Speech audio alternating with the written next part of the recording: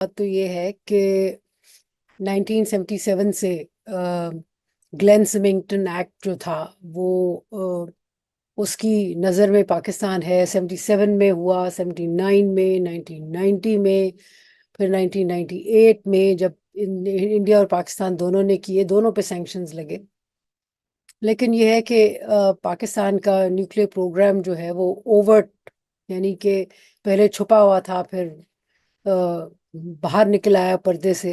ये है, ये जो अभी सैंक्शन लगी है ना, ये है हमारा शाहीन 3 प्रोग्राम। बेसिकली उसको टारगेट करता है, जो कि बेसिकली पाकिस्तान को सेकंड स्ट्राइक कैपेबिलिटी के लिए लॉन्ग रेंज मिसाइल है, 2750 किलोमीटर्स, यानी कि हिंदुस्तान के अंडमान एंड निकोबार आइलैंड्स तक भी पहुंच है उसकी, और इसराइल तक भी पहुंच है उसकी। तो इसको हम जिस तरफ भी ले जाएं, हमने टैक्टिकल न्यूक्लियर वेपन्स भी किए हुए हैं। अ, ये जो है शाहीन जो है मिसाइल, इसका ये है कि ये एक न्यूक्लियर केपेबल मिसाइल जी। हो सकता होगा। अ, इसलिए इसका इस पे खास नज़र है। और चूंकि ये लॉन्ग रेंज है, इसलिए ज़्यादा इससे अमेरिका की नज़र में मसाइल खड़े होते हैं।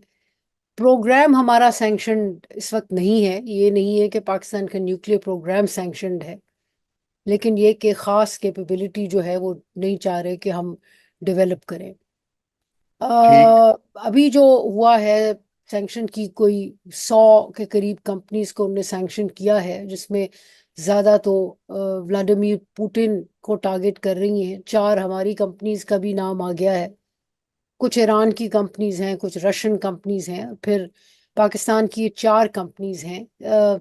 एक सरकारी कंपनी है, इनके नेशनल डेवलपमेंट कॉम्प्लेक्स, जो कि एरोस्पेस एंड न्यूक्लियर टेक्नोलॉजी पे काम करता है, इदारा।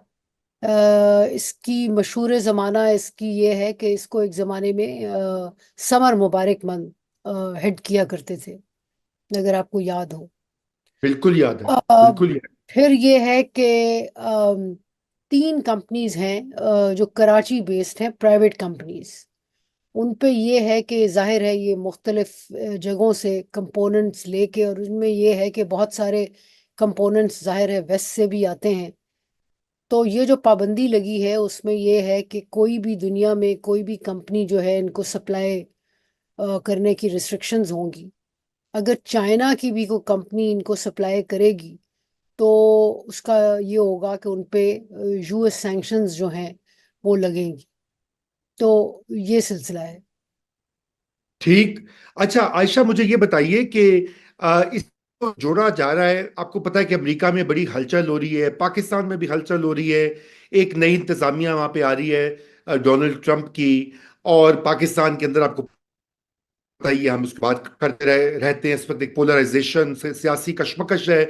लोग इन दोनों को मिक्स भी कर रहे हैं, क्योंकि ये अभी हालिया दिनों में अमरीकी जो एक सफीर हैं, ambassador at large type of position है उनकी, रिचर्ड ग्रेनेल।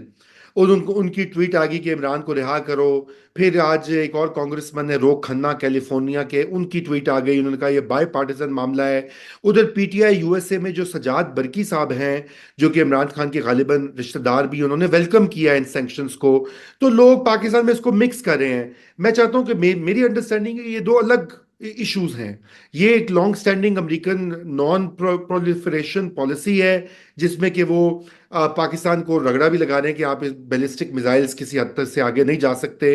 इंडिया को अलबत्ता ऐसी कोई ममानियत नहीं है। और दूसरी तरफ पॉलिटिकल लेवल के ऊपर एक लॉबिंग जारी है कि जहां पे कहा जा रहा है कि इमरान खान को रिहा कर दो, या ह्यूमन राइट्स वायलेशन जो है वो ना नहीं होनी चाहिए। तो इसके ऊपर जरा आप अपना तबसरा दें। क्या ये आपस में चीजें इंटरलिंक्ड हैं, या ये सेपरेट है? क्योंकि पाकिस्तान में बहुत कंफ्यूजन है, मैं इस वक्त देख रहा हूँ टीवी में भी जी, सोशल मीडिया रस पे भी जी। रसा दोनों कनेक्टेड नहीं है, क्योंकि याद जी। रहे कि सितंबर में यानी कि 3 महीने पहले अमेरिका ने ख्याल में 3 चाइनीज कंपनी को सैंक्शन किया था, जिन पे इल्ज़ाम था कि वो पाकिस्तान के इस बैलिस्टिक मिसाइल प्रोग्राम को चीज़ें जो है वो मुहैया कर रहे हैं। तो एक तो बिल्कुल क्लियर आपने कह दिया है और सही बात की है कि ये न्यूक्लियर नॉन प्रोलिफरेशन की जो पॉलिसी है, देखें, एक सीधा सा सामने एक जिसे कहते हैं ना कि स्लेट अगर आप सामने रखें तो ये है कि 2012 में अमेरिका की पॉलिसी चेंज होना शुरू हुई साउथ एशिया की तरफ, और उसमें इंडो पैसिफिक स्ट्रैटेजी जो हुई, तो इंडो पैसिफिक स्ट्रैटेजी का मेन फोकस चाइना है। राइट। और उस में जो उन्होंने कहा कि भाई पार्टनर बनाया इंडिया को, कि राइट। इंडिया जो है वो बैलेंस करने के लिए चाइना को एक रोल करेगा। अ, इंडिया अभी भी वो वाला रोल प्ले नहीं कर रहा जो कि अमेरिका चाहता है उसको करे, लेकिन वो स्ट्रैटेजी में इंडिया का एक रोल है। बिल्कुल उसी तरह जिस तरह एक ज़माने में अफगानिस्तान के हवाले से 1950 की दिहाई, 60 की दिहाई, 80 की दिहाई, और फिर उसके बाद 90 की जो 2000 की जो दिहाई है, उसमें हमारा एक रोल था। अ, अब जो है हिंदुस्तान का एक रोल है, और वो अफगान और वो चाइना के हवाले से है।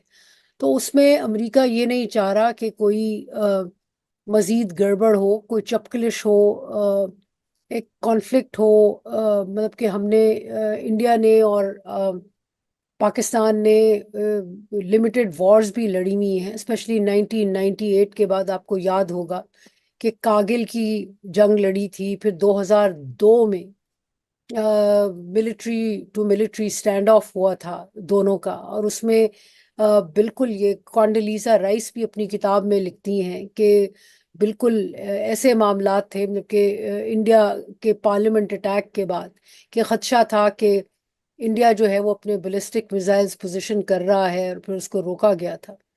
अब इस सिचुएशन में ये चाह रहे हैं कि इंडिया तो बिल्कुल कोई जंग करने की उसमें नहीं है। और मज़े की बात यह है कि अभी जो 1.5 ट्रैक 1.5 की एक मीटिंग हुई थी मस्कत में, तो उसमें हमारे कुछ बहुत ही जो गादरी किस्म के जो लोग हैं जो शामिल हुए थे, नाम नहीं लूंगी, तो उन्होंने वहाँ बहुत कहने की कोशिश की थी कि जी हिंदुस्तान पाकिस्तान की तो जंग हो सकती है, और ऐसी जंग जैसे अ, जैसे तकरीबन रशिया और यूक्रेन की। तो अमेरिका हो या हिंदुस्तान हो, मेरे ख्याल में पाकिस्तान भी ऐसी कोई जंग नहीं चाहता। सिर्फ हमारे लोग डराने की कोशिश करते हैं, लेकिन ये है कि एक तरफ से वो आप डर जो है वो उछालते हैं, जो कि जिसका एक फॉल बैक ये है कि वो कह रहे हैं कि अच्छा, अगर आपकी यही तबीयत है कि आप जंग करेंगे तो फिर उस मामले को हम बिल्कुल लिमिट करते हैं। तो ये तो मामला राइट। एक बिल्कुल दूसरा है।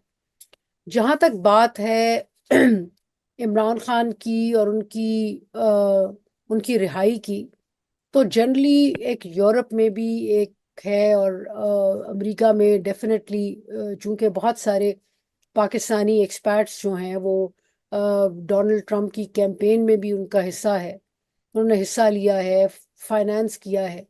और एक समझा जा रहा है कि ये जो बहुत सारे केसेस उनके खिलाफ, तकरीबन 100 केसेस हैं जिनका सर पैर है नहीं, जो कोई प्रूव हो नहीं, प्रूव कर नहीं सक रहे।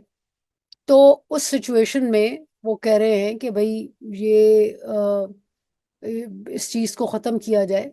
ये एक दूसरा मामला है, मतलब कि वो जो उनके रिश्तेदार हैं इमरान खान साहब के, इन सैंक्शंस पे खुश हो रहे हैं। इन सैंक्शंस का इमरान खान से कोई ताल्लुक नहीं है। मैं समझती हूँ कि अगर फर्ज करें इमरान खान कल को पाकिस्तान के इलेक्शन लड़के पाकिस्तान के वजीर आजम बन जाते हैं, तो उनके सामने भी ये मसाइल होंगे पाकिस्तान की न्यूक्लियर प्रोलिफरेशन के हवाले से, कि जी। आगे जो है वो क्या करना है। ये दो मुख्तलिफ मसाइल हैं।